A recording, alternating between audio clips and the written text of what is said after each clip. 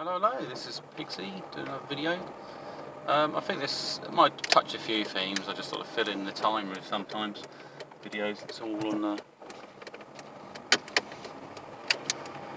comes out of my mind. There's no set plan to it, but it's interesting. I was having a discussion with a client, and I was touching upon life on Mars.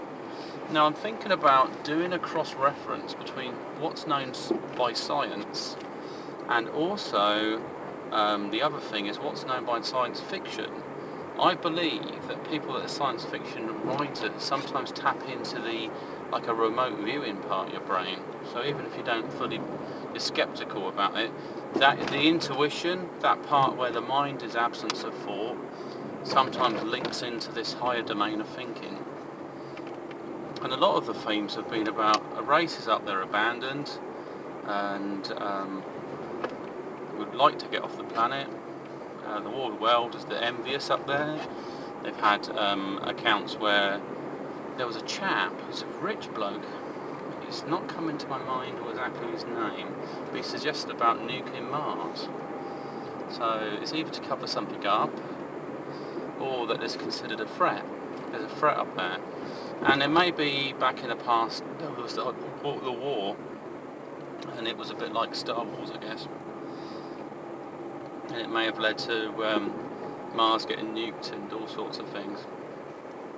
And the idea is possibly it's wrecked its atmosphere, but the only way to know that is to go up there and check. But there's meant to be monuments and things on Mars, so if we nuked it again, it will be to sort of cover this stuff up. Like if you dropped a nuke on the face on Mars.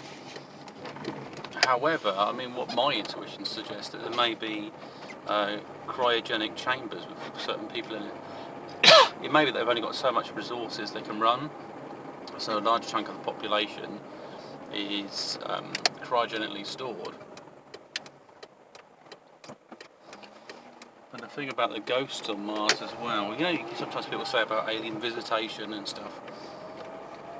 It could be to astral travel, so they may be from Mars. They could be supplementing their genetics to ensure, there we go, survival. And the taking of blood, just cattle mutilations and things like that, it could be to support, they could be using that blood to support their population. So it's a bit more to going on there. So I don't know if the Greys are involved with that. I sense that maybe the Anunnaki, that idea, they were already a slave race. They done to us what they'd done to them. So, but then there's also the issue where you get races that are hybrid races. Somebody would want to say they're a pure race, like you got with the Nazism as a religion. I think people need to move off the racist thing though, because you can't learn lessons from the past unless you're willing to learn about the concepts behind them. So if you just say that's racist, they're evil, that's a bit narrow-minded, because it was a tool or an application that was applied for a destructive cause. You know, if they just harmed everyone, then you wouldn't necessarily say it's racist. But because they decided to remove some what they considered harmful elements from their own society, they were what they were doing cleansing, then they're considered evil. But then there's other societies that have taken this cleansing route, and they, if I recall, I think it was somewhere like Sweden or somewhere, and they sterilised people that had genetic conditions. But the problem with that is that people are carriers to certain things, and genes switch on and off. It was based on the lack of understanding, the idea that everything genetically is fixed in place. What they should have been looking is, how do we upgrade their genes? They should have been looking at genetic engineering. Like, for instance, if you have a virus and it damages you genetically, your body's going to go through a period of autophagy after it's been damaged. If you had the virus with an extra genes it didn't need to take in, the virus went around trying to replicate itself with these genes. When the body goes through the period of autophagy, there's a chance it may recycle the genes and add them to your own gene pool.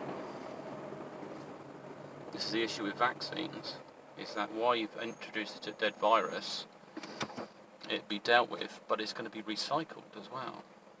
So you're introducing some viral proteins that weren't there before. No, you see, the thing is with vaccines, not everyone's sure what's been injected into them, because it's at this lower level that you can't, it doesn't like, look at the colour of it and say, oh yeah, that's that type of virus. It's dead, it's been injected. And sometimes it's the live viruses cause issues, stuff like the polio stuff and so on. They were saying about the vaccine for that, on occasions that is caused polio, so it's much more complicated. I think it's the problem is, I think the intentions can be good and the intentions can be bad as well, because it's a science that changes you as a person, your immune system, and you're not necessarily fully in control of it. That's where it's bad. You're relying on a system, and a lot of the medical industry has been blindly affected by money. They don't want permanent solutions to things because there might be more financial gain in maintaining things. Like the horrors of hearing a politician saying there wasn't much money in antibiotics. What should the antibiotics be for in the first place? They should be looking to make loads of money out of them. I think there should be a funding budget, and then the society needs to look at the real enemies. So, there's no point supporting sort of a military budget, boost it up for threats that don't exist. It's a bit of a pointless. You might as well put it towards, supporting the environment, like becoming eco-warriors, or a budget for development, R&D stuff. And then naturally there'll probably be a military application. Oh yeah, it's got all punky. There we go. And that usually applies to everything. There's got to be more than one application. Classically what you say, the good, bad and the ugly. So you've got ugly science, good science. And you've got bad science. So you've got things that are very much influenced by politics, by financial structures. It's a bit like hanging on to these evolution models, and you have to accept that science come from philosophy, and that philosophy is what also religion came from.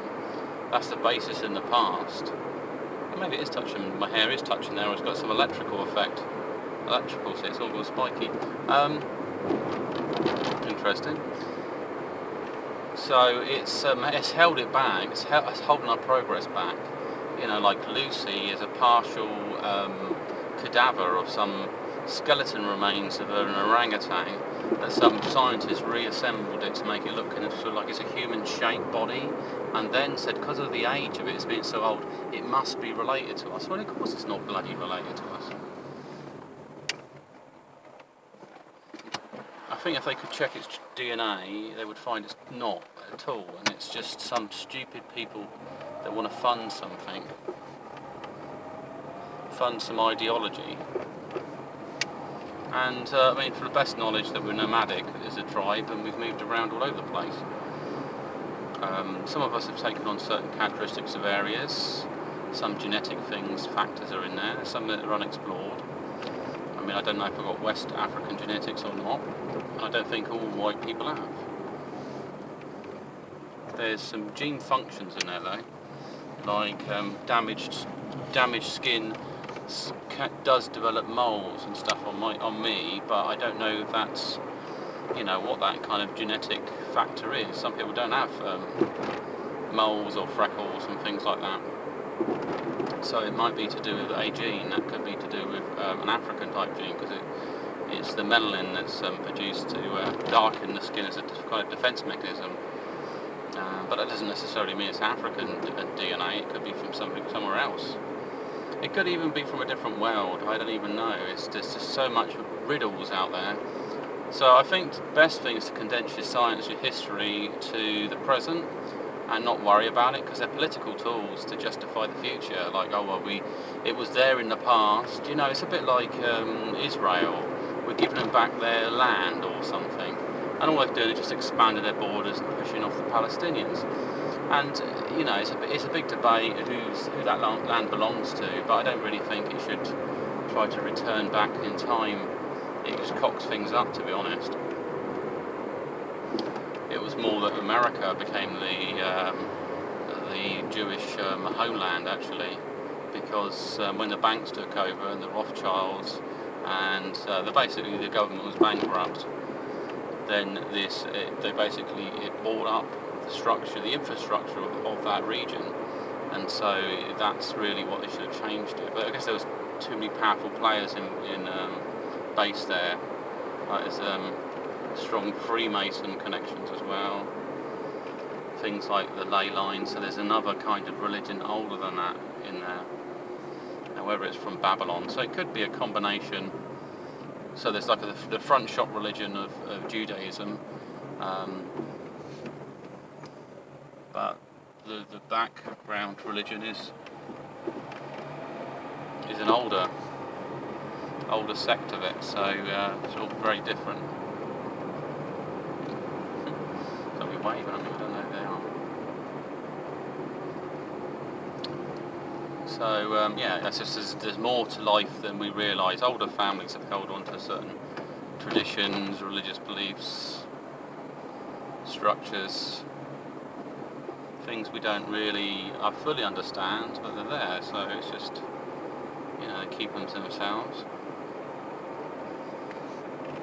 Some of them are sort of outdated beliefs and some are not, and it's like religious books, they're usually written hundreds of years after the religion was there, or it started, the cult, and it's difficult to know what's been put in there. It's been I think with the Bible, it's preserved in certain ancient cultures also, so there's stories that have moral tales in there, but there are also things that don't really relate to, you know.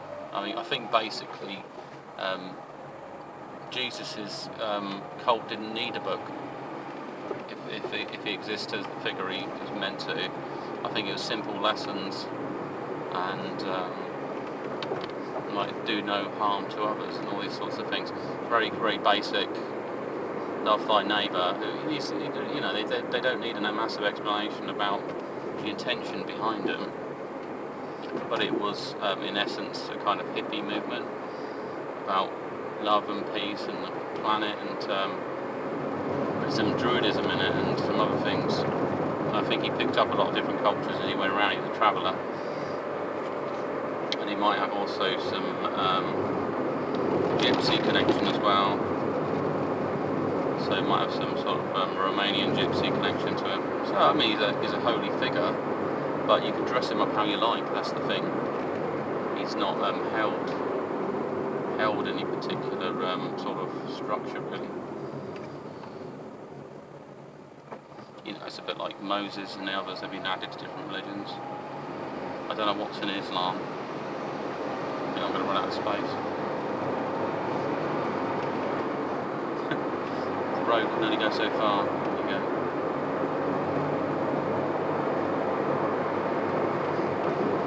Cars bombing it, there's some lorry behind me. So yeah, anyway, so I think I need to do is cross-reference stuff on Mars and see if I can find common truths. A bit like the stories have a common thread, they have some truth in them, and that might be ancient books, Bible, whatever. So any reference to Mars, and then possibly look at that. What does that tell about? And there's also remote viewing. That they said that the remote viewer said there's some race up there that wants to come over here, or it's waiting to be saved, like some abandoned race. And so all they've done is just maintained it, but however there might be a military arm of it.